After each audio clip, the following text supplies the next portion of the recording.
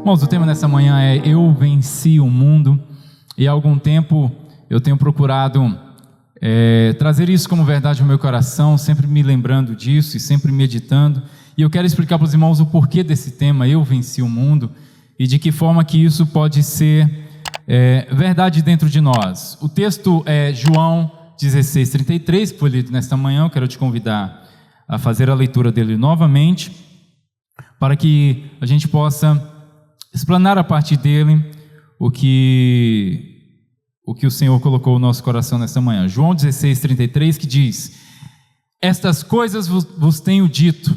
Então, precisamos parar para pensar, a gente não vai ler, mas Jesus já estava falando várias coisas. É muito importante que o capítulo 16, para que você entenda essa conclusão final, você possa ler o que o Senhor estava falando antes.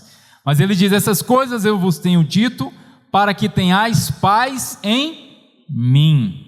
No mundo passais por aflições. Algumas versões dizem: no mundo tereis aflições, no mundo tereis tribulações, mas tende bom ânimo, eu venci o mundo. Irmãos, no normal, a gente, ao ler uma passagem dessa, uma passagem de uma palavra muito forte, muito verdadeira, quantas vezes as pessoas fazem dois tipos de leituras aqui, né? A primeira delas, ao ler, no mundo tereis aflições, tende bom ânimo, e é o versículo que talvez já te levantou da cama algum dia, é o versículo que naquela hora que você estava desempregado, você falou: não, eu tenho que ter bom ânimo, né? Porque a gente passa por tribulação mesmo. Na hora que você estava, o carro bateu e você olhou: não, mas o Senhor disse que eu ia passar por tribulação mesmo, eu tenho que ter bom ânimo. É válido, queridos, a gente lê dessa forma, mas a gente tem que ir além disso, amém? A gente tem que sair desse lugar comum e procurar extrair algo muito mais eterno e muito mais profundo do que um pneu furado, do que uma dificuldade momentânea, ainda que difícil, mas momentânea. Nós precisamos nos preocupar com as coisas eternas, amém? Então esse texto nos foi deixado aqui, o Senhor nos falou essa palavra com objetivo eterno, com algo muito mais profundo para a nossa vida. Mas muitas vezes nós e muitas pessoas já leram esse versículo dessa forma e os ajudou, né? Eu passo por tribulações e eu tenho que ter bom ânimo, porque o Senhor venceu o mundo. E esse o vencer o mundo, muitas vezes as pessoas, ao ler esse texto, ele se tornou algo como uma guerra. Trouxe muito mais um sentido de guerra para as pessoas. O Senhor, Ele venceu o mundo, nós temos que vencer o mundo. E ao ler isso, as pessoas colocam o que elas quiserem dentro desse mundo. E às vezes se torna uma pessoa que ela trabalha, um membro da família, ou qualquer outro tipo de coisa. Isso já foi usado na história para justificar vários tipos de guerras e matanças. Temos que vencer o mundo.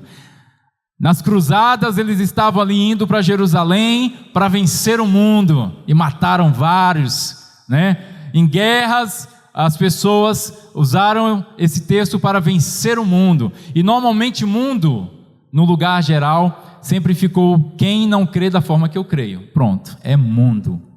Quem não enxerga como eu enxergo, quem não crê como eu creio, quem não pensa como eu penso, é mundo. E aí, para vencer o mundo, eu faço o que precisar. E aí junta vários outros tipos de versículos, né? Aí pega dizendo que Jesus diz: não, quem é minha mãe, quem é meu pai, quem é meus irmãos, é quem faz a vontade do meu pai. Então aí você olha para os seus próprios parentes e você diz: é mundo, é mundo.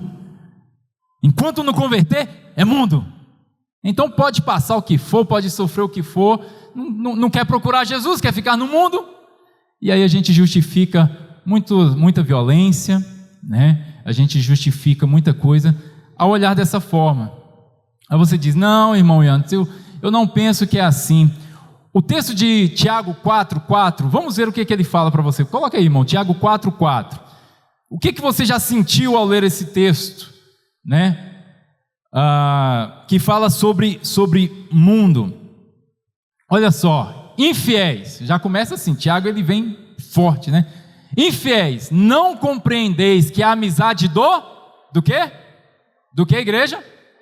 Do mundo é inimiga de quem? De Deus. Então, a amizade do mundo é inimiga de Deus. E Tiago fala, infiéis. Aí você olha assim e fala, meu Deus, nossa, eu preciso ser inimigo do mundo para poder ser amigo de Deus.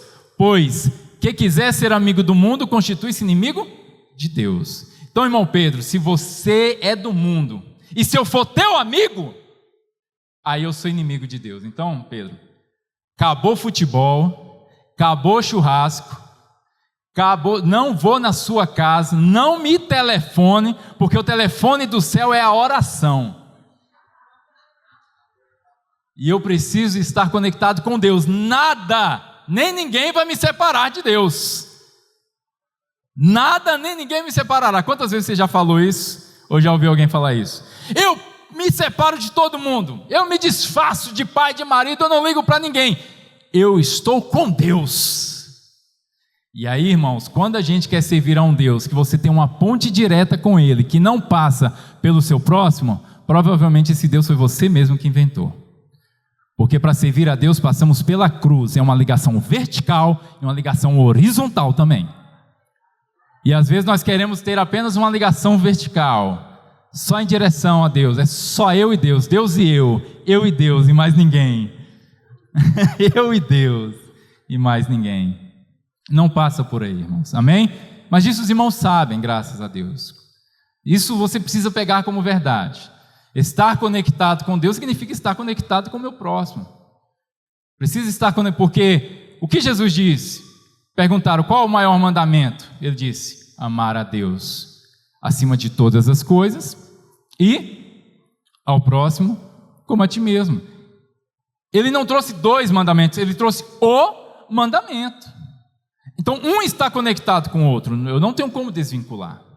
Então, ao pegar textos assim, em toda a nossa trajetória cristã, nossa trajetória de fé, muitas vezes as pessoas justificaram violência, perversidade, né? Para dizer eu estou longe do mundo, para me aproximar de Deus. Então, a primeira coisa que nós precisamos ter, e eu sou uma pessoa que eu gosto muito para que eu consiga compreender as coisas de Deus, eu gosto muito de definição de termos. Isso para mim me pega bastante. Nós estávamos aqui na quarta-feira no estudo do livro Nascendo da Mente, e o pastor Alexandre está falando, por exemplo, sobre hamartia, né, que é o conceito ali de pecado, que é hamartia. E isso para mim é muito importante, irmãos. Ao entender essas coisas, para mim abre um leque tão importante. Cada vez que você pinça ali, às vezes uma palavra, um termo, uma expressão, isso me traz uma abrangência muito grande. Então eu me preocupo bastante em tentar entender um pouquinho ali, para que, como eu falei para os irmãos, eu saia daquele lugar comum do que eu acho, do que eu penso que é, para que eu me aproxime um pouco mais do que estava sendo dito ali na hora. Então, para entender, eu venci o mundo. Que mundo que é esse que eu tenho que vencer? Que mundo que é esse que eu tenho que ser inimigo? Você tem que ser inimigo do mundo, sim. Tem que ser. Você tem que ter, tem que ter raiva mesmo do mundo. Você tem que ser inimigo dele, você tem que ser contra ele. Agora você tem que entender que mundo que é esse. Se a gente não ter isso bem claramente diante dos nossos olhos, em nossa consciência, na nossa caminhada de fé, nós vamos atingir o alvo errado, aí cometeremos hamartia, aí a gente vai pecar, porque a gente vai em direção a um lugar errado. Precisamos entender que mundo que é isso, o que é mundo, porque quando você não sabe o que é mundo, você coloca ali o que você quer dentro daquele lugar chamado mundo. Eu não sei você, mas eu acredito que sim, principalmente se você veio de um outro lugar, com muitos dogmas, com muitas doutrinas, com muitos prendimentos, né? Às vezes a pessoa olha e vê que você já não usa as mesmas roupas, não vai nos mesmos lugares, seu cabelo já não é o mesmo, anda com pessoas diferentes, já não bebe as mesmas coisas.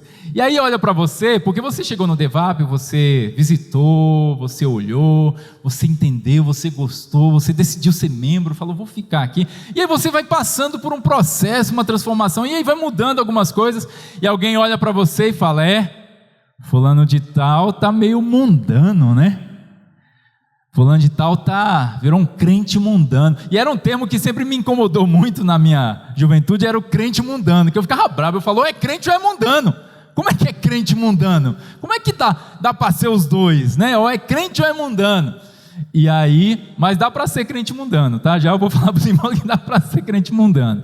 Mas as pessoas olham para nós, para você, para mim, ou para qualquer um que seja, e dizem, fulano de tal está mundano, pastor Josué.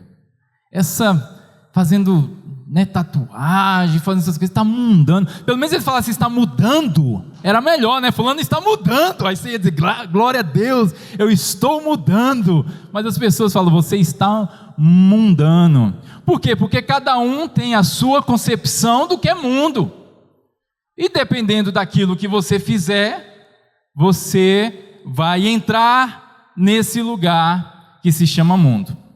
Mas aí nós precisamos entender então, o que a Bíblia quer nos falar sobre mundo. A palavra mundo é uma palavra chamada cosmos em grego, e eu não quero dificultar para os irmãos, eu quero apenas esclarecer algumas coisas.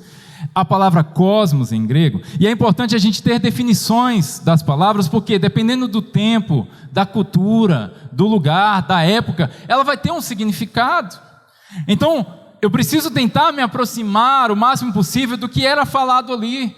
É por isso que eu fico muito feliz quando os pastores aqui, os cooperadores, falam, olha, porque de acordo com a filosofia ali, você fala, nossa, mas o crente vem falar de filosofia. Era o que as pessoas falavam ali, era o que estava acontecendo naquele momento.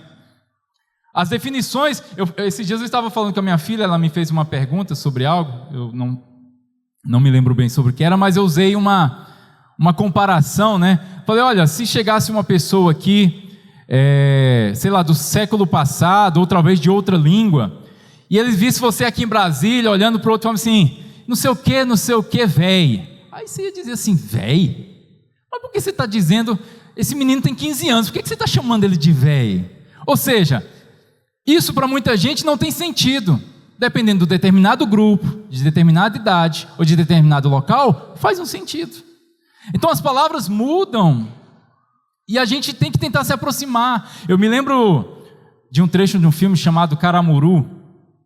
Eu acho que eu nunca assisti o filme inteiro, mas eu me lembro desse trecho que me chamou bastante atenção, na qual tem um português chamado Caramuru, e ele conhece uma indígena ali, e os dois estão tentando trocar palavras ali, né, se comunicar.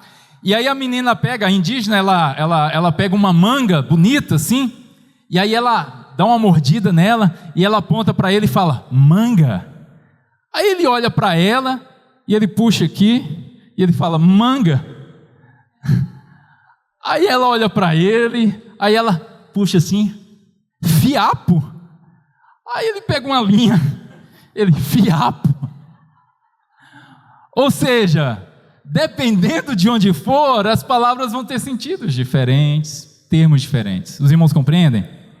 Então não quero dificultar para os irmãos, mas é importante que a gente chegue mais próximo. Então, a palavra cosmos na Bíblia, onde é normalmente substituída por mundo, tem algumas outras palavras que poucas vezes aparecem, que também são usadas como mundo, como era, como século, por exemplo, né? Deus deste século.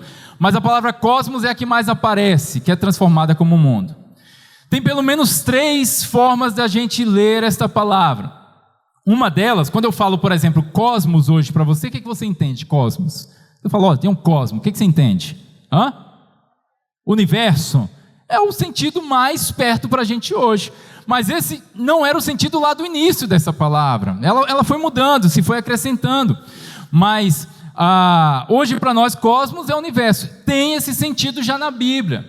Paulo, quando ele vai dizer lá no capítulo 17 de Atos, ele fala, o Deus que fez o mundo. Tem algumas versões que diz, o Deus que fez o universo, que já traduz como universo. É a própria palavra cosmo, ou seja, quando Paulo está dizendo, ele está falando sobre o Deus que fez todas as coisas, visíveis e invisíveis, o Deus que fez tudo, porque o cosmo vem trazer essa abrangência, né, de tudo que é visível, não é visível, do minúsculo, que aí hoje tem as expressões microcosmo, macrocosmo, porque aí você faz as divisões sobre os tipos de cosmos, mas o cosmos ele vai trazer essa ideia de universo hoje para a gente. Na Bíblia também já tinha.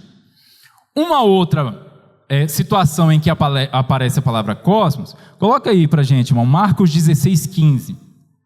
Ela vai trazer o sentido de terra, de planeta, né? Marcos 16:15, coloca aí para a gente, por favor, esse texto. Que vai trazer o sentido de, e disse-lhes, ide por todo o mundo e pregai o evangelho a toda criatura. Então aqui quando o Senhor diz, ide por todo o cosmos e pregai o evangelho, Ele não disse, pega um foguete, vai para Marte e procura alguém para pregar lá. Porque você tem que pregar no cosmos inteiro, você tem que pregar lá em Netuno, em Urano. Não. Quando ele está dizendo ide por todo o mundo, é ide por toda a terra. Vai por por onde você puder caminhar, por todos os países, pelas cidades. Enche o mundo do evangelho. Então, a palavra cosmos aqui tem mundo. E normalmente, então, as pessoas pegam a palavra mundo e traduzem apenas assim. Então, quando diz não amai o mundo, você tem raiva das pessoas.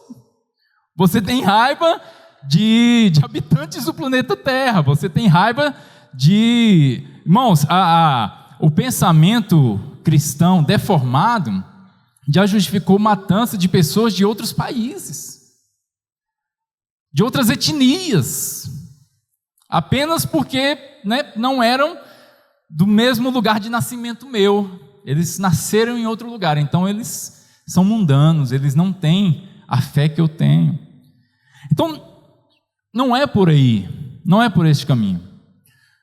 Tem um outro sentido da palavra cosmos, que é o que a gente vai usar aqui nessa manhã, que é o que mais é usado, principalmente no livro de João, e na carta de João. João ele usa muito a palavra mundo, aparece várias vezes, tanto na epístola, né, de João, quanto nas cartas também, tanto no evangelho, quanto nas epístolas, né, na primeira, segunda e terceira epístolas de João, que é mundo, o cosmos, que é a palavra grega, como um sistema. Vamos ler Efésios 2, versículo 1 e versículo 2, que aí nós conseguimos ter bem claro esse pensamento que Paulo exprime aqui a respeito de mundo, ou seja, 2, 1 e 2 de Efésios.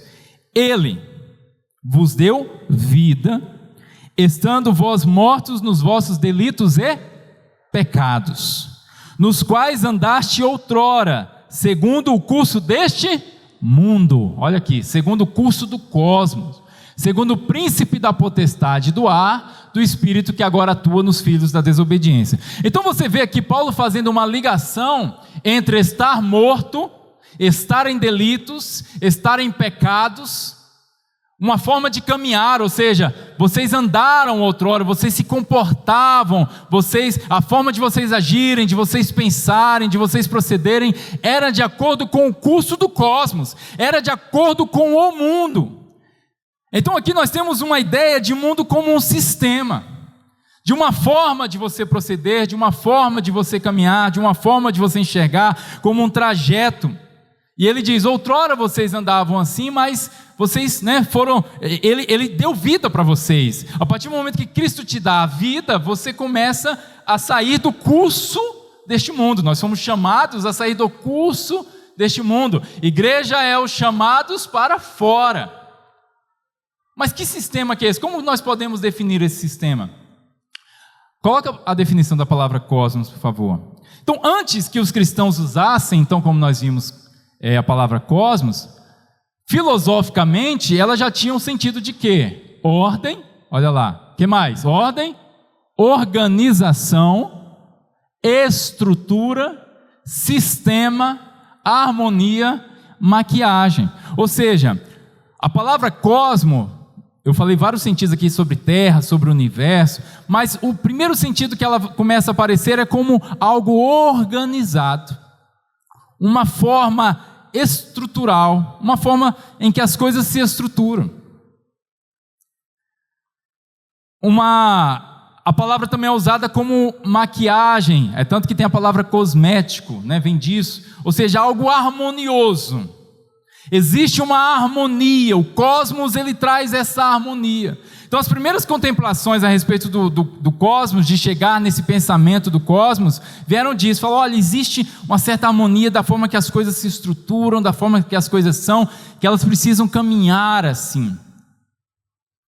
Agora, ao lermos a palavra e termos a ideia de um cosmos como um sistema, você fala, mas como assim eu devo ser contra uma estrutura, algo organizado, algo harmônico? Como que eu vou ser inimigo de algo que traz uma organização? Não, organização é bom, organização é legal, né? Por que eu tenho que ser contra isso? Já nós vamos entender. Mas de uma forma orgânica, nós temos que entender cosmos como modo de viver, forma de pensar, consciência caída. Amém? Então, organicamente, ao lermos aqui a Escritura, os próximos textos que a gente vai ler aqui vai ser baseado nesse sentido de cosmos. Eu não quero falar aqui sobre caminhar pela Terra, eu não quero falar sobre o universo, sobre o sistema solar, eu quero falar sobre isso, sobre uma ordem, uma organização, sobre uma maquiagem, eu quero falar sobre isso. Mas de que forma? Como ao ler você vai entender como um modo de viver, uma forma de pensar. Amém? Ou seja, estar vivendo o mundo, estar ligado ao mundo, amar o mundo, é amar um modo de viver, é me envolver com um modo de pensar, é estar entrelaçado com a consciência caída. Os irmãos compreendem? Amém? Se a gente partir desse princípio aqui, a gente vai conseguir entender tudo que está preparado para nós nesta manhã. Graças a Deus. Então, por que nós vamos pensar assim, irmãos? Por que a gente consegue observar isso? Porque a partir do momento que a gente entende que tudo ocorre dentro do homem, se o reino dos céus não é apenas um lugar que a gente vai para lá, mas ele está dentro do homem, se o império das trevas não é o lugar que a gente vai para lá, o império das trevas fica lá em Vicente Pires. Os irmãos de Vicente Pires, desculpa aí, tá? Se tiver alguém. O império das trevas fica lá em Vicente Pires. Não, lá tem também. Em Taguatinga também tem. Aqui dentro também tem, porque o império das trevas está dentro do homem. Tudo ocorre dentro do homem. Então o mundo, irmãos, não é o lugar, o mundo está dentro do homem. O mundo está na consciência do homem. Os irmãos conseguem entender isso? Viver o mundo, ele é vivido primeiramente aqui, primeiramente no coração. Mas a sociedade é má. A sociedade é má porque muitas pessoas que estão envolvidas com o pensamento mal estão vivendo a maldade. Porque quando Paulo ele diz servir uns aos outros, é para ir quebrando isso. Por quê? Porque se eu te sirvo e você me serve, ninguém tem inveja de ninguém. Se eu te sirvo e você me serve, ninguém é maior do que ninguém. Está entendendo?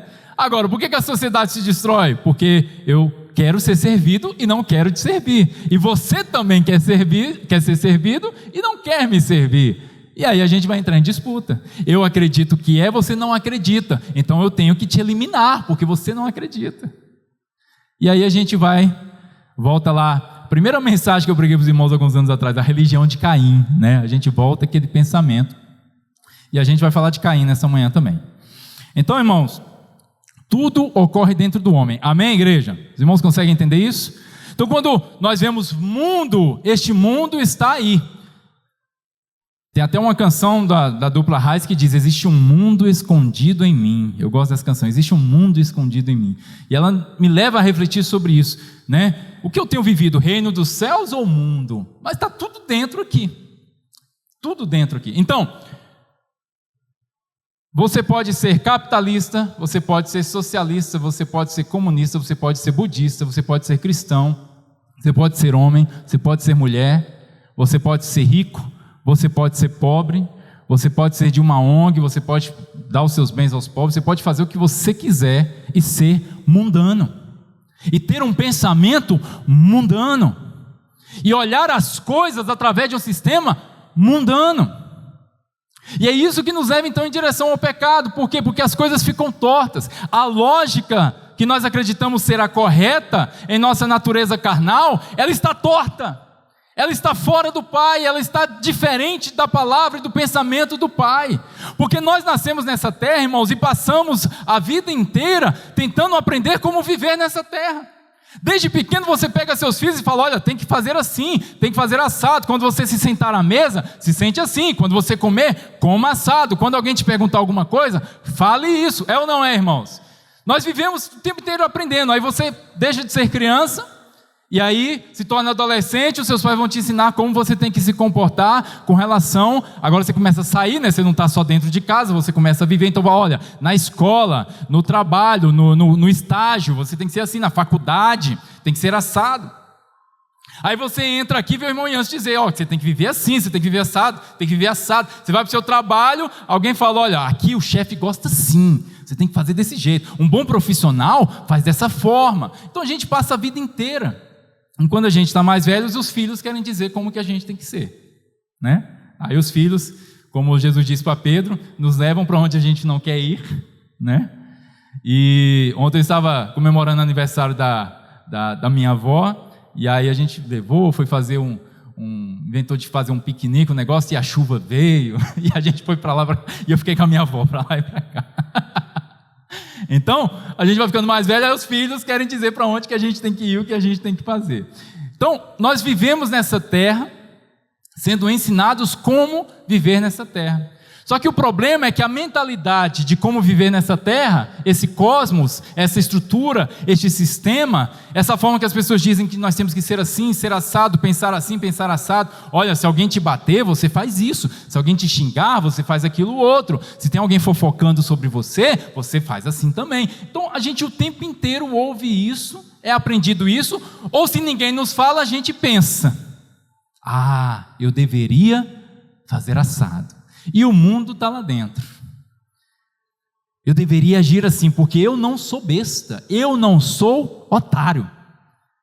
Teve um dia que eu fui até bastante, vamos dizer assim, irônico, né, falando com a pessoa, mas eu falando a respeito, né, de amor, falou, não, mas o amor, isso aqui, não, mas Jesus, ele falou aquelas coisas ali, mas na vida real não funciona aquilo ali, né? Não é para a gente ser desse jeito. Aí eu perguntei, mas onde que está escrito que não é para a gente ser desse jeito? Me mostra aí, que eu ainda não encontrei essa parte. Porque Jesus fala, olha, foi dito aos antigos assim, eu porém vos digo. E aí ele vem ensinando. Mateus 5, 6, 7, ele vem ensinando. Aí a pessoa lê tudo o que ele diz, não, mas não é assim. Ué, então como é? Como é então? A verdade é essa. Cristo veio trazer a verdade. Amém? Então, nós podemos fazer o que for nessa terra e sermos mundanos, independente de quem a gente seja. Ser mundano, aí eu tenho um pensamento aqui para os irmãos. É um modo, eu estou falando sobre estrutura, sobre o pensamento comum. É um modo de pensar que faz um muçulmano, um policial, um pai de família, um pastor, um jovem de 15 anos e até um traficante no morro, pensar igualmente, todos da mesma forma, que cortar a mão de um ladrão é a solução, é um ensino, é um modelo para trazer equilíbrio à sociedade. Olha só. Um modo de pensar em que um pai de família, um policial, um jovem de 15 anos, um pastor, um muçulmano e até mesmo um traficante do morro pensam, roubou, corta a mão e não rouba mais. Isso vai ser exemplo, isso vai ser modelo, a gente vai melhorar a sociedade. Esse é o caminho. Talvez você pense assim, eu já pensei assim, mas será que isso não é realmente o que Jesus traz? Ou é uma estrutura em que a gente maquinando, a gente pensa, assim é o melhor mesmo, assim nós resolveremos. Eu quero te dizer que não vai funcionar, sabe por quê? Porque desde lá da antiguidade já disseram olho por olho, dente por dente, e não resolveu. Mas as pessoas continuam testando. Irmão, então agora você vai deixar então roubar e fazer... Não estou entrando por aí, irmãos, eu só estou te falando, o teu pensamento, o meu pensamento a respeito de tudo está baseado no cosmos ou está baseado no logos? Está baseado no mundo ou está baseado em Cristo? Nós precisamos trocar a nossa base, amém? Nós precisamos trocar a nossa base. Onde que começa, irmãos, o pensamento? Nós já vimos o que é mundo. Os irmãos compreenderam o que é mundo? Os irmãos compreenderam onde está o mundo? Mas onde que começa isso? De onde que parte isso? A gente tem que ir para o princípio. Vamos ler Gênesis capítulo 4, versículo 16. Graças a Deus. Eu falei para os irmãos que eu ia falar de novo sobre Caim. E não só sobre Caim, mas sobre esse pensamento que ele vem surgindo. Olha só o que diz Gênesis 4, 16. E retirou-se Caim da presença do Senhor e habitou na terra de Nod, ao oriente do Éden. E retirou-se Caim da presença do Senhor. Irmãos, é possível ao homem sair, ficar distante de Deus? É possível o homem... Deus não vê onde ele está. É possível Deus não saber onde o homem está? É possível? Existe algum lugar tão profundo que ele possa ir em que Deus não o encontre? Existe algum lugar tão alto que ele possa ir que Deus não o veja? Então como que Caim se retira da presença de Deus? Como que é possível a um homem, a um ser humano dizer, olha, eu vou sair da presença de Deus, eu não quero que o Senhor me encontre mais, eu não quero ter ligação com esse Deus, eu não quero ter contato com Ele? Apenas na consciência. O que Caim faz é dizer, olha, para mim não existe Deus. Eu não tenho pai. Eu sou por mim mesmo. Será?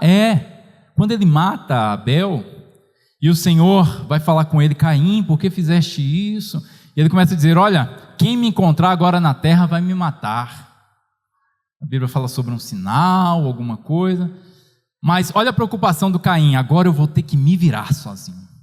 Agora eu estou no mundo. Agora eu tenho que resolver a minha vida. E ele está ouvindo a voz de Deus. Deus está falando com ele, mas ele não dá ouvido a Deus. Ele diz, eu não quero ouvir. Eu vou viver como eu quero viver. Isso é o mundo. Caim decide criar uma estrutura. Ele vai fazer uma cidade. Ele vai fazer uma forma de viver. Uma forma de viver distante de Deus em consciência. Deus estava vendo tudo. Deus mandava chuva sobre justo e sobre injusto. Deus sempre esteve ali. O Pai sempre esteve ali. Mas na consciência de Caim não. Viverei longe do Pai. E aí no verso 17 diz, e coabitou Caim com a sua mulher, ela concebeu e deu à luz a Enoque. E Caim edificou uma cidade e lhe chamou Enoque, nome do seu filho. Por que ele chama aquela cidade de Enoque, nome do filho dele? Ou seja, lugar de homens, cidade de homens. Isso aqui é de homens. É feito por homens, edificado por homens, guardado por homens. Isso aqui não tem nada de Deus. E ele coloca o nome do filho dele. É a minha descendência, é a minha estrutura, é o meu sistema, é a nossa forma de pensar. Aí você diz, não, irmão Jansen, mas aí você está forçando, não é possível que Caim estava pensando tudo isso. Irmãos, quando a gente começa a ir lendo essa genealogia, esses outros textos, vai dizendo o quê? Que da descendência de Caim vão aparecer aqueles que começaram a habitar em tendas, aqueles que começaram a possuir gado, aqueles que começaram a tocar harpa, tocar flauta, produzir instrumento cortante, produzir faca, produzir foice, produzir machado, enxada, começaram a trabalhar com bronze e com ferro. O que a gente entende isso?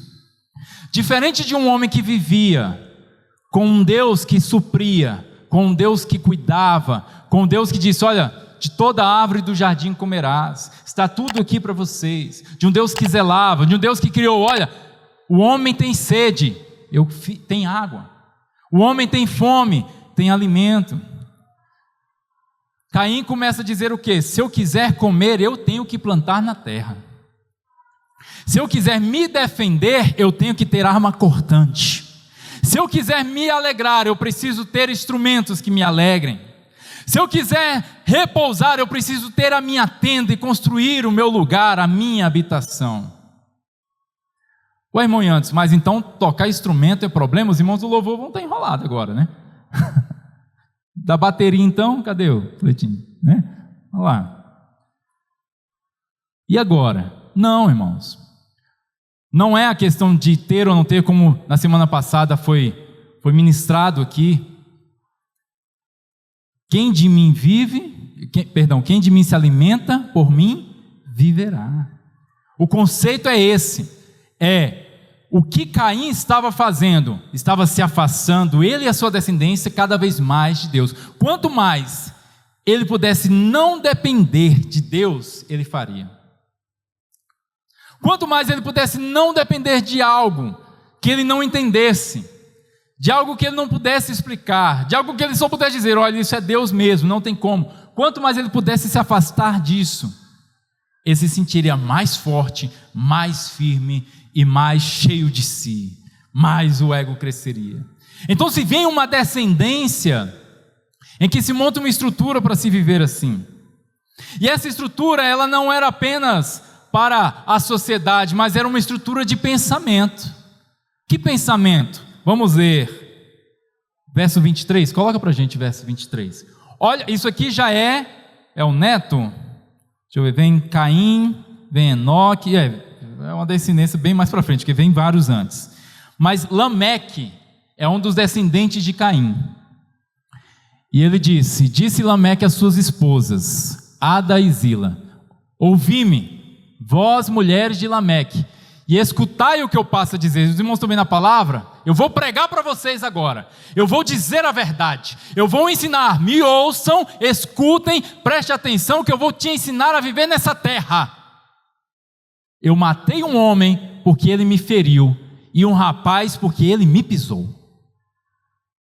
É assim que as coisas funcionam, é assim que o mundo funciona, é assim que se vive no cosmos. Eu matei um porque ele me feriu, eu matei. Teve um outro que me pisou, matei também. E se continuasse, teve outro que me xingou, matei também. E teve um outro que olhou para minha esposa, e eu matei também. Porque a minha solução é essa, e é dessa forma que as coisas funcionam. Próximo verso, 24. 7 vezes tomará vingança de Caim, de Lameque, porém, 70 vezes 7. Então xingou, matou, feriu, matou, implicou, matou, olhou torto, eu mato. Se Caim, os outros tinham medo de Caim, né? Meu Deus, Caim matou o próprio irmão, né? Meu Deus. Lameque fala, se Caim era 7 vezes, eu sou 70 vezes 7, meu nome é Zé Pequeno.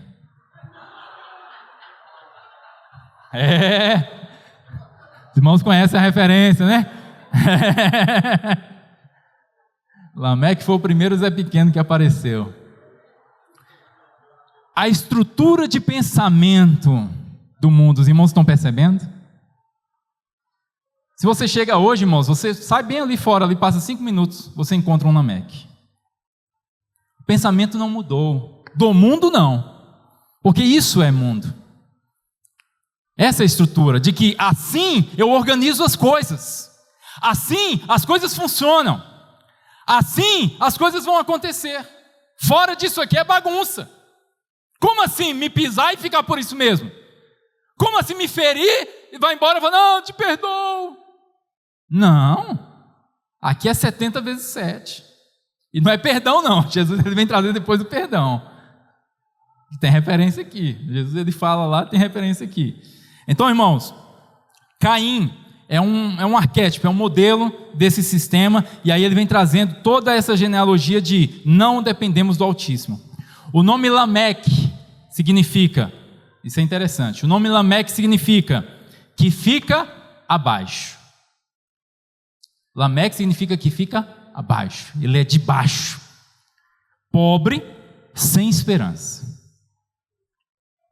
Então, este homem que fala isso, é de baixo, é pobre, rasteiro, sem esperança. E eu não tenho como ler esse sem esperança e não lembrar lá de Paulo falando de Efésios, sobre a reconciliação, que nós éramos sem esperança e sem Deus no mundo, como Lameque, sem esperança. Mas o Senhor nos resgatou, amém? Graças a Deus. O Senhor nos transformou de Lameque para outra coisa. Mas, ao mesmo tempo que nós tínhamos ali a descendência de Caim, tínhamos Lameque ali, tinha Caim, tinha Enoque, toda a descendência ali de Caim. A Bíblia fala também sobre Sete, sobre o outro filho de Adão, que fica no lugar de Abel. Abel morre e vem um outro filho, chamado Sete. E a Bíblia nos fala no verso 26, coloca o verso 26, por favor, irmãos. Falando a respeito da genealogia de Sete, vai dizer: e a Sete nasceu-lhe também um filho, ao qual pôs o nome de Enos, e daí se começou a invocar o nome do Senhor.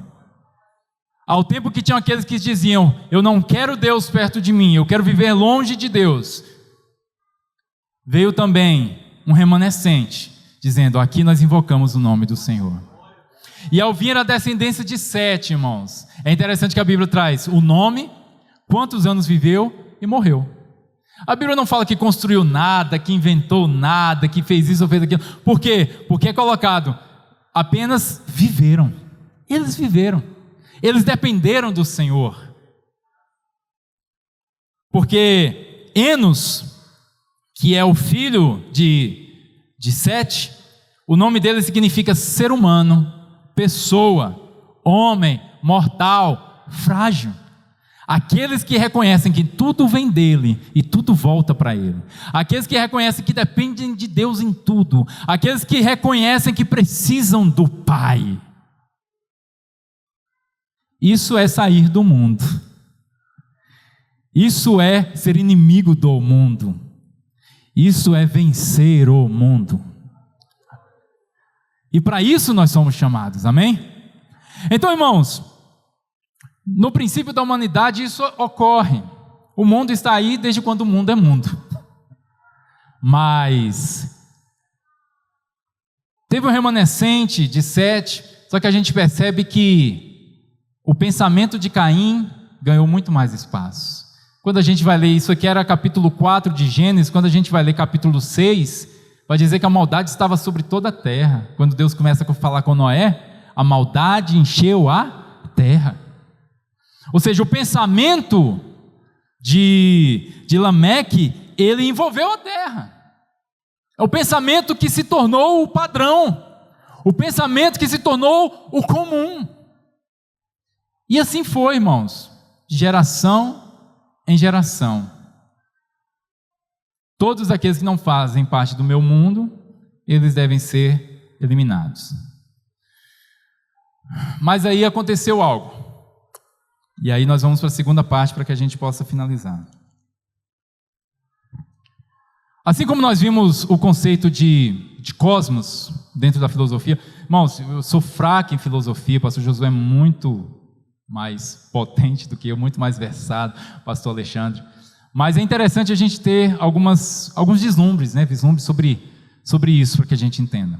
A gente viu que seria cosmos, essa estrutura, essa maquiagem, esse modelo falso de uma estrutura, de algo que funciona. Mas existe uma outra definição que estava correndo na época e que João usa muito bem, e nós vamos entender por que João usa tanto o mundo quanto esse, que é a palavra logos. Coloca para a gente logos, irmãos. Logos, a primeira pessoa que usou logos em filosofia, que era uma palavra recorrente ali, foi Heráclito de Éfeso. E para ele, logos era isso aqui, ó. Isso aqui não é Bíblia, irmãos, é o pensamento filosófico de Heráclito. Logos é a razão que domina todo o universo e que faz possível a existência de ordem e regularidade no acontecimento das coisas. Ela está presente em nós e que deve servir para guiar-nos na nossa conduta e como instrumento para o verdadeiro conhecimento. Então, Heráclito ele já refletia sobre isso. Ao invés de pensar no cosmos como a estrutura que domina tudo, ele diz, olha, acima do cosmos existe um logos. E esse logos, ele domina o universo, ele domina o cosmos, ele é mais do que o cosmos. E ele é que faz possível a existência de ordem. É Ele que coloca o cosmos em ordem, é Ele que faz as coisas funcionarem. E eu gosto quando ali embaixo dizia, está presente em nós, e deve servir para nos guiar. Então, é como se dissesse, olha, nós podemos refletir, ao invés de viver o cosmos, então, ao invés de viver o mundo, nós temos que viver o Logos. Eu tenho que viver aquilo que realmente coloca ordem, que me guia ao verdadeiro conhecimento. Eu tenho que sair da maquiagem, eu tenho que sair daquilo que é falso, daquilo que me engana, e eu tenho que ir atrás do verdadeiro conhecimento. Eu preciso encontrar este Logos. E aí vem João e diz, e o Logos se fez carne, e habitou entre nós. O Logos, o verbo, a razão, ela se fez carne. Algo aconteceu, igreja. Algo veio para mudar a situação que foi colocado ali no princípio. Algo veio para trazer a razão a todas as coisas, para trazer a verdade, para manifestar o Pai. Porque Caim dizia, eu não quero o Pai é mau, eu quero ele distante de mim. O Pai me odeia porque eu matei Caim, eu não quero ficar perto do Pai. E vem Jesus e diz, eu vou revelar quem é o Pai. É por isso que Cristo, quando Ele diz lá no capítulo 16, eu venci o mundo, e eu estou dizendo isso para que vocês tenham paz. Se os irmãos lerem alguns textos antes, Ele vai dizer, o Pai vos ama. E os discípulos dizem, agora o Senhor fala sem figura. Agora o Senhor fala de uma forma que a gente consegue entender. Agora a gente consegue compreender. E Cristo disse, o Pai vos ama. Ali Ele estava destruindo todo esse sistema, dizendo, olha, aquele que dizia que o Pai está distante, que o Pai não os ama, que o Pai os odeia porque vocês são pecadores, porque vocês fizeram isso, aquilo. O Pai vos ama, e eu manifestei o Pai a vocês. Eu sou o Logos, eu sou a razão de todas as coisas. Amém, igreja? Louvado seja o nome do Senhor. O Logos se fez carne e habitou entre nós. Não era o Lameque de baixo, o rasteiro, né? Como diz João 8, coloca aí para a gente, João 8, 23. João 8, 23, quando Cristo diz, e prosseguiu, vós sois cá de baixo, vós sois do mundo, o pensamento de vocês é do mundo, eu sou lá de cima, vós sois deste mundo e eu deste mundo não sou. Jesus está dizendo, tem gente que lê isso aqui, eu já vi alguém falando, tá vendo? Jesus era um alienígena, porque Ele não é desse mundo. Meu Pai, tá vendo? Ele disse, eu não sou do mundo. Não, irmãos, não vai por aí não, volta para cá, para onde a gente estava, volta. Eu não sou desse sistema que vocês vivem, eu não penso como vocês pensam, o meu pensamento é mais alto. E aí eu só me lembro de Isaías, eu sei os pensamentos que eu tenho de vós, diz o Senhor, são pensamentos de paz e não de mal. Esse é o pensamento de Cristo, é pensamento de paz, não de violência. É o pensamento de bondade e não de mal, é o pensamento de graça e não desgraça. Esse é o pensamento de Cristo. E aí Ele diz, olha, eu não sou Lameque, eu não sou de baixo, eu sou de cima, meu pensamento é de cima, eu não penso como Lameque pensava. E então, aí nós vamos para a parte agora direcionada ao que, o tema dessa mensagem, eu venci o mundo. Aí você olha Jesus e fala, tá, esse Jesus, o pensamento dele é diferente, como que ele venceu esse mundo? Porque ele disse que venceu, e eu fico feliz, eu venci o mundo, mas venceu o quê? Eu não vi ele brigando com ninguém, eu não vi ele em batalhas, o que ele venceu? O que ele rompeu? Bom, Cristo, como cada um de nós, ele teve que viver como um homem aqui. E em cada atitude dele como um homem, ele foi vencendo o mundo. É tanto que o que é citado como na tentação, no capítulo 4 de Mateus, é dito que o diabo ofereceu para ele todos os reinos do mundo. Será que Cristo viu ali o Taj Mahal? Será que ele viu ali a Estátua da Liberdade, o Congresso Nacional, e diz, tudo isso eu te darei, Jesus, né? Não eram estes reinos, irmãos. Eu te darei todos os reinos do mundo, porque a mim foi oferecido, ou seja, tudo o que é mundano, tudo o que é rasteiro, toda a glória, toda a maldade, todo o sentimento de posse, Você pode ter isso. Por quê? Porque afinal você não é rei. Se você é rei, você pode oprimir, você pode fazer o que você quiser. Você não é filho de Deus, você pode até se jogar daqui se você quiser. Usa o poder a teu favor, usa o ensinamento para que você tenha riqueza, usa a tua imagem para que você seja famoso. Os irmãos de Jesus disseram isso. Senhor não, né? Que chamaram ele pelo nome, né? Jesus, irmãozinho, você está aí fazendo uns milagres, você quer ser conhecido? Quem quer ser conhecido tem que estar na festa da Páscoa, meu irmão. Tem que ir para a festa da Páscoa. A festa da Páscoa só é equiparada à festa do morango em Braslândia. As duas competem assim, ó, né? Pau a pau. Então, vai para a Páscoa, sobe lá num púlpito lá e diz para as pessoas a tua palavra, aí você vai ser famoso. Isso é o mundo, irmãos, tentando conquistar Jesus, tentando seduzir Jesus.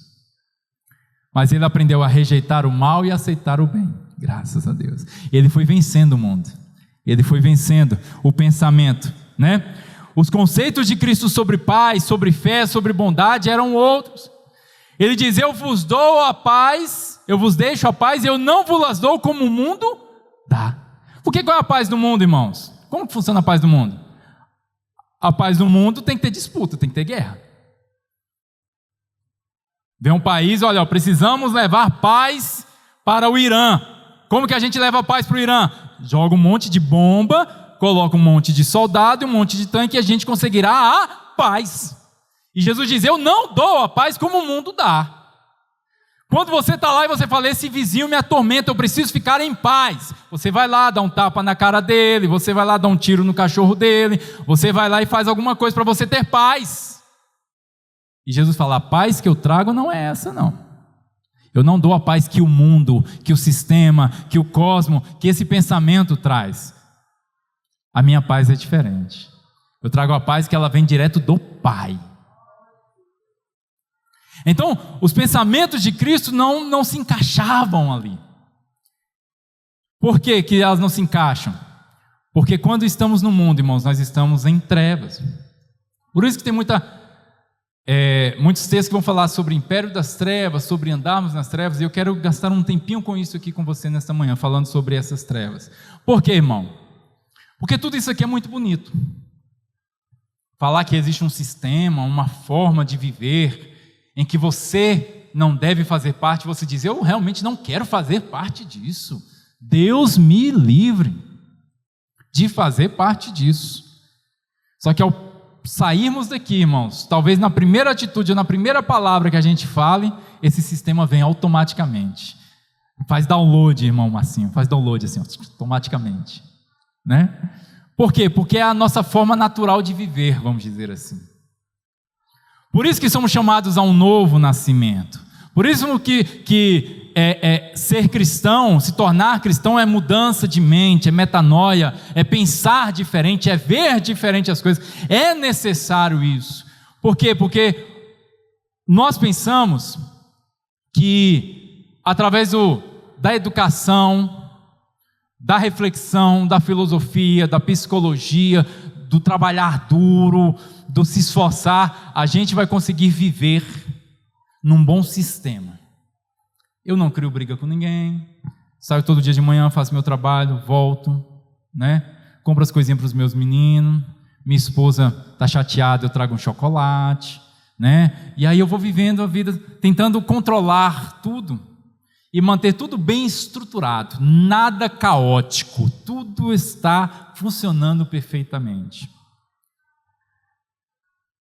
Cristo, em algum momento ele diz assim, falando sobre olhos e a luz, e ele fala que os olhos são luz do corpo, sobre o corpo ter luz ou o corpo ter trevas, e aí ele termina dizendo assim: se a luz que há em ti forem trevas, quão grandes trevas serão? Olha só, ele não diz se a escuridão que há em ti, ele fala se a luz, aquilo que você diz que é luminoso, aquilo que você diz que mostra o caminho, que te ilumina, que te guia, se isso for treva, quão densas, quão grandes trevas elas serão.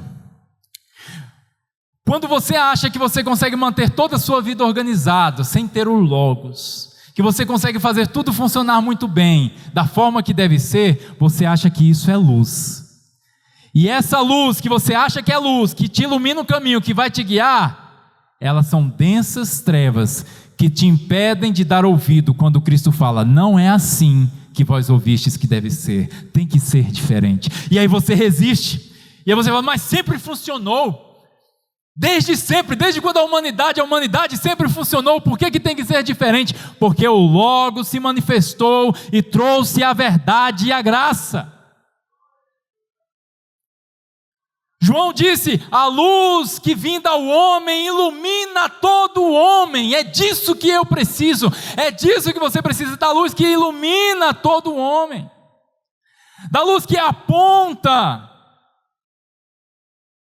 as nossas falhas, os nossos caminhos tortos e diz, olha, luz para o meu caminho é a tua palavra, é o Logos, é o Cristo, isso é luz para o meu caminho. Então, quando nós vamos observando essa questão da luminosidade sempre tem a ver com sabedoria, com a forma que as pessoas entendem as coisas. Tiago, ele fala sobre isso. Vamos ver um texto de Tiago no capítulo 3. Paulo também vai dizer que a sabedoria dos homens é loucura para Deus. E é interessante que eu li esse texto, isso já foi usado, né? Eu lembro de quando eu estava em outro lugar. Minha Bíblia não tem Tiago não, irmãos. Aqui achei. Tiago 3. Eu lembro de quando eu estava na juventude, e isso fez tanto mal, irmãos, tanto mal. É por isso que o JC vai voltar, para não ter essas coisas, né? Mas me fez tanto mal porque lideranças, pessoas que eu amava, respeitava ali na minha adolescência, diziam, usando aquele texto de Paulo sobre sabedoria do mundo, e eu me lembro de um pastorzinho lá do Pará, senhorzinho já na oração, fervoroso, acordava de madrugada, aquele negócio todo, e ele dizia, olha, tem um espírito na faculdade que domina os nossos jovens, e Paulo ele diz que a sabedoria do mundo é loucura para Deus, é inimiga de Deus, você não pode buscar essa sabedoria do mundo. Você chega lá, você vai estudar filosofia, você vai estudar as coisas, e você vai começar a se distanciar de Deus. Olha, fulano de tal começou a ir para a faculdade, se afastou da igreja. Irmão, afastou da igreja, não vai para o culto, porque não tem tempo, tem que estudar demais, irmão. Mas aí, irmãos, lideranças, pessoas jovens, pegavam esse pensamento, e eu peguei um pouquinho, não peguei tanto não, mas eu peguei um pouquinho. Eu não era contra a faculdade, mas eu pensava, se eu não fizer também, é até melhor, porque eu fico só na espiritualidade, só Bíblia. Oh, glória a Deus, só no sangue do Cordeiro. E aí depois eu fui estudar, depois de 30 anos, fazer faculdade com filho, com mulher, com casamento, tem que trabalhar, fazer faculdade para dar as coisas. E aí eu olhei e falei, oh meu Deus, como eu fui enganado, né? Mas tudo bem. Tiago, capítulo 3, verso 13, diz, 3,13, quem de vós é sábio, inteligente? Quem de vocês sabe como o mundo funciona? Tem gente que diz, eu sei como as coisas funcionam, né? Tem gente que fala, eu já vivi muito, eu sei como as coisas funcionam. Então quem entre vós é sábio e inteligente, mostra em quê? Como é que você mostra isso? Com arrogância? Mostra isso com autoridade. Mostra isso com um tapa na cara e me respeita, porque eu sei do que eu estou falando. Não, quem é sábio e inteligente mostra isso com o quê? Com mansidão de sabedoria, mediante o condigno proceder, um proceder digno, as suas obras. Se, pelo contrário, tende em vosso coração, aí o que tem no coração? O mundo, né? Inveja amargurada, sentimento faccioso, nem vos glorieis disso, e nem mintais contra a verdade. Ou seja, não se engane, não fica fingindo. Lembra que cosmos é maquiagem? É o fingimento de dizer, não, está tudo bem. Tiago diz, não se engana. Se no teu coração tem inveja, facção, inimizade, separação, isso não é sabedoria, isso não é saber como lidar com as coisas. Olha o 15, esta não é a sabedoria que desce lá do alto, antes ela é Lameque, ela é terrena, ela é animal, ela é demoníaca. Olha. Terrena, animal e demoníaca. 16. Pois onde há inveja e sentimento faccioso, aí há confusão e toda espécie de coisas ruins. Isso é mundo. Você pode tentar organizar do jeito que for, vai ter inveja, vai ter facção, o resultado vai ser esse, não adianta. Mas no verso 17 nos diz: a sabedoria, porém, do alto, a que vem do Logos, a que vem do Cristo, ela é primeiramente pura, glória a Deus. Depois de pura, ela é pacífica, ela é indulgente, ela é tratável, ela é plena em misericórdia e de bons frutos, ela é imparcial e sem fingimento. Os irmãos podem dizer graças a Deus? Essa é a verdade. Isso que o Logos veio trazer para a tua consciência. Ele abriu um caminho na consciência do homem para que saísse cosmos e ficasse Logos, para que se iluminasse as trevas do mundo e viesse o reino do céu.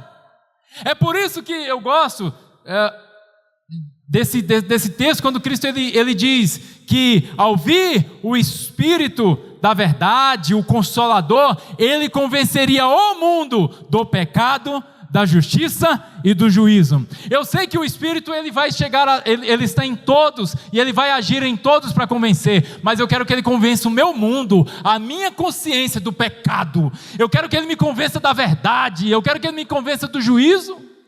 Eu quero ser convencido todos os dias. Que o Espírito se manifeste em mim e em ti para isso. Amém? Esse é o desejo. Cristo é a verdadeira luz que ilumina o homem. Agora, quanto a mim e a você, o que a gente faz? Você já sabe? O que a gente vai fazer agora?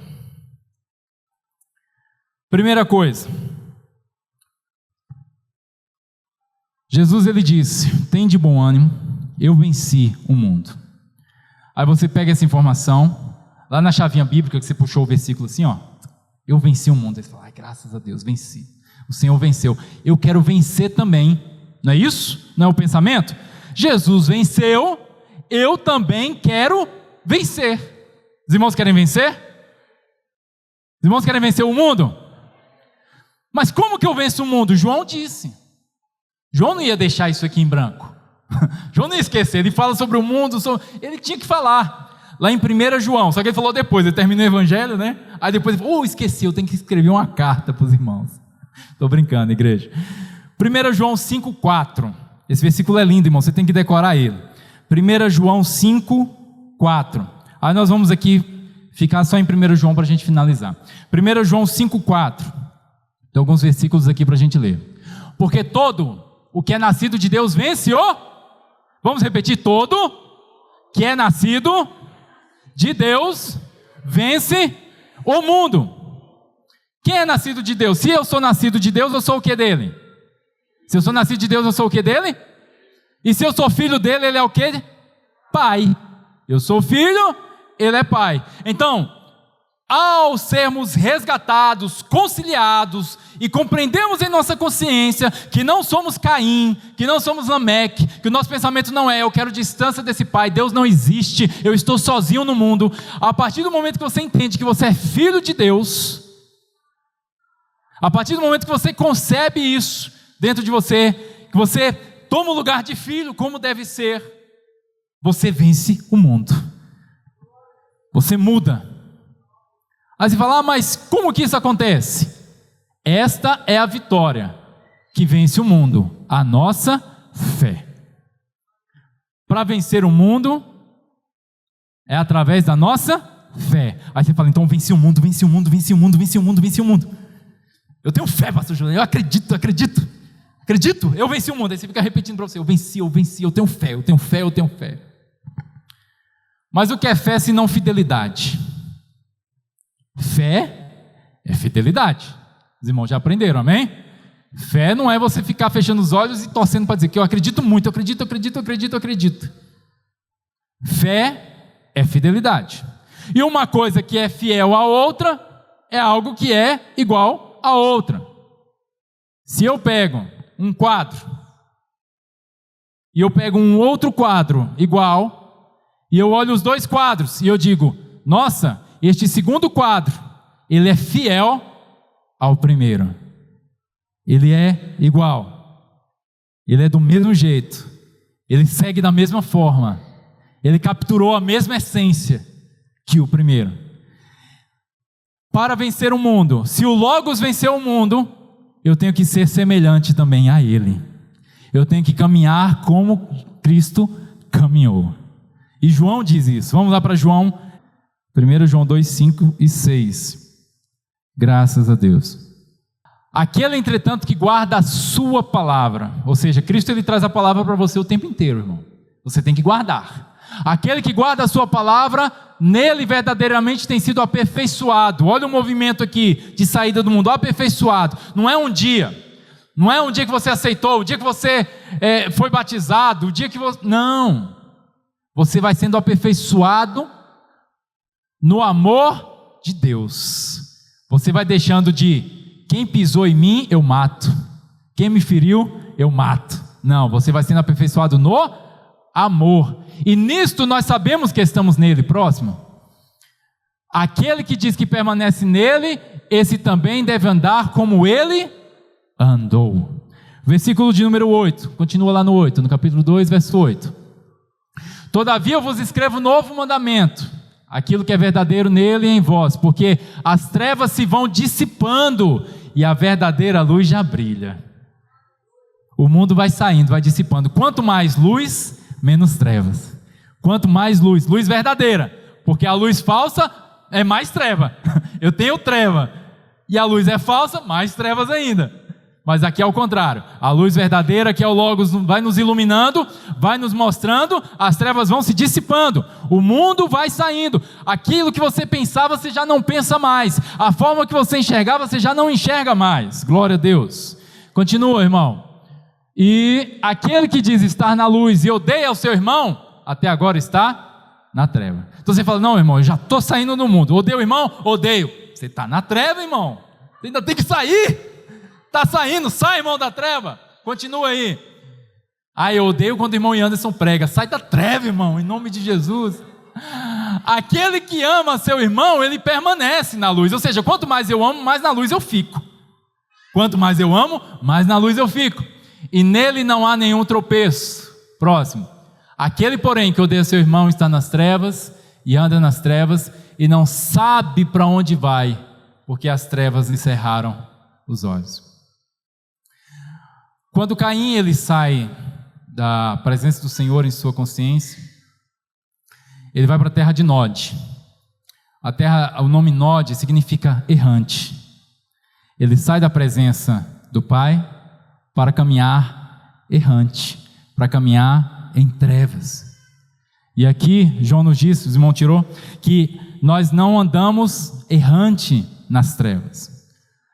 À medida que a luz chega, olha lá, porque as trevas lhe cegaram os olhos. Então, quanto mais nós buscamos o Logos, nós recebemos a palavra do Logos, quanto mais nós nos alimentamos dele, como temos ouvido aqui, quanto mais nós comemos do fruto da vida, e não do bem e do mal, mais os nossos olhos se abrem, e mais nós vamos percebendo o seguinte, realmente eu odeio o mundo, eu não quero viver pensando dessa forma, agindo dessa forma, vivendo dessa forma. Eu quero viver o amor, eu quero viver o reino, eu quero viver a paz, eu quero viver a longanimidade, a benignidade, a mansidão, eu quero o domínio próprio.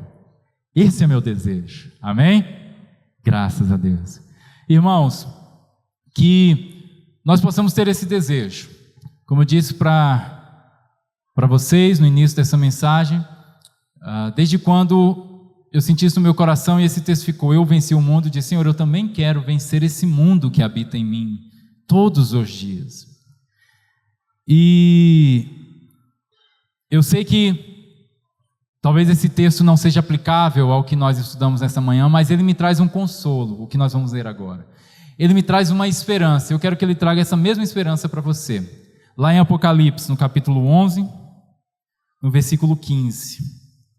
Aí você fala, irmão, Apocalipse, você vai falar sobre o Senhor está me julgando, né? Não, irmão. Diz assim, Apocalipse 11, versículo 15. E o 7º anjo tocou a trombeta, e houve no céu grandes vozes, dizendo: o reino do mundo se tornou do nosso Senhor e do seu Cristo, e ele reinará pelos séculos dos séculos. O reino do mundo se tornou do Senhor. Esse é meu desejo, que aquele reino dentro de mim, que é reino de trevas, ele se torne do Senhor. E os 24 anciãos que se encontram sentados no trono diante de Deus, prostraram-se sobre o seu rosto e adoraram a Deus, dizendo: graças te damos, Senhor Deus Todo-Poderoso, que és e que eras, porque assumiste o teu grande poder e passastes a reinar. Que eu possa cantar isso como uma canção. Senhor, o Senhor pegou o reino do mundo e tomou para si, e passou a reinar dentro do meu ser. Reina sobre mim, Senhor, reina sobre mim.